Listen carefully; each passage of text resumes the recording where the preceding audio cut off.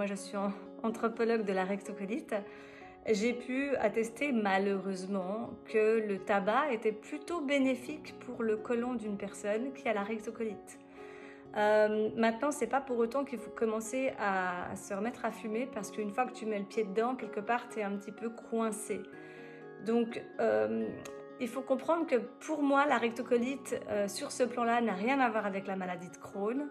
Et c'est pour ça que je n'aime pas mélanger ces deux pathologies.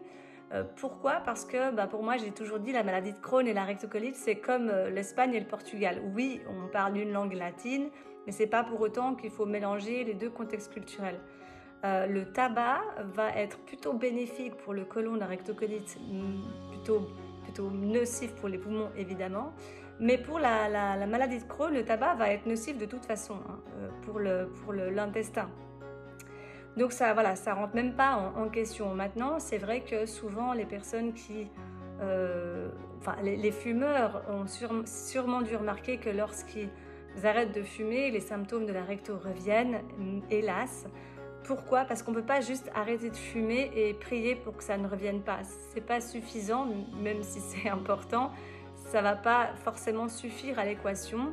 Je dirais qu'il faut déjà premièrement se faire accompagner, déjà par un hypnothérapeute. Pour moi, ça me semble être la base.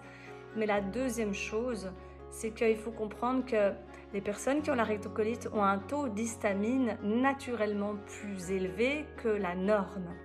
C'est constitutionnel et ça, c'est pas quelque chose que j'invente, c'est quelque chose que j'ai découvert dans la recherche internationale en gastro-entérologie.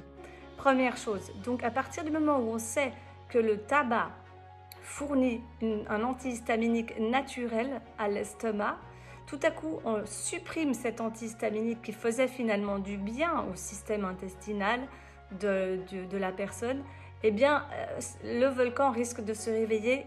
Évidemment, c'est assez logique.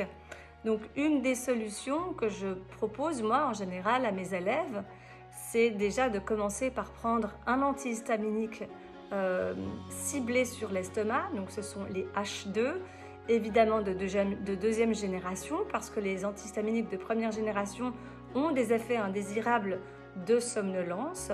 Tandis que les antihistas de deuxième génération, déjà, ils sont plus gentils à ce niveau-là. Quand bien même, je recommande quand même de le prendre le soir. Et puis, ce qui me plaît dans les antihistaminiques, c'est que ce sont des médicaments avec des effets indésirables vraiment très minimes et qui sont tolérés par les femmes enceintes et puis même chez les enfants, et qui, pour la plupart, sont en libre accès en France et en Suisse. Donc, ça vaut la peine, en tout cas, d'étudier la question, de poser la question à son médecin, bien évidemment, mais ça vaut la peine de s'y intéresser. Parce que l'histamine, en fait, à la base, elle est essentielle au corps. C'est pas du tout le sujet, mais elle est en trop grande quantité chez les personnes en rectocolite, qu'ils soient en poussée ou qu'ils soient en rémission, c'est constitutionnel. Donc d'arrêter en plus de prendre un antihistaminique du jour au lendemain, c'est pas très bon pour le volcan. Donc voilà, de commencer par un antihistaminique. Et puis pour les personnes qui sont plus puristes, et je peux tout à fait le concevoir, elles peuvent essayer la voie des antihistaminiques plus naturels. De toute façon, la méthode Tilara est par définition pauvre en histamine. C'est bien pour cette raison que je parle d'une méthode très particulière et pas juste d'un régime. Mais dans les choses qui sont naturellement pauvres en histamine, il y a le sirop de cassis, il y a le sirop de sureau. Après, il y a d'autres profils qui vont moins supporter le sucre. Ça, c'est aussi une question à se poser. Mais il y a aussi le CBD. Alors, moi, je suis personnellement partisane du CBD. C'est un antihistaminique naturel, déjà pour l'estomac. Moi, mon mari qui est en rémission durable depuis 6 ans, ça fait quand même 6 ans qu'il prend du CBD tous les soirs.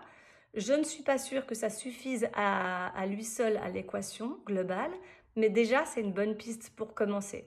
Et si tu as d'autres questions, du moment que tes questions sont constructives, moi, en tout cas, j'essaie de prendre la peine d'y répondre sous cette vidéo. Voilà, prends bien soin de toi, renseigne-toi bien sur l'arrêt du tabac si c'est un de tes projets. Je ne te dis pas de ne pas arrêter de fumer, mais je te dis d'arrêter de fumer en toute conscience.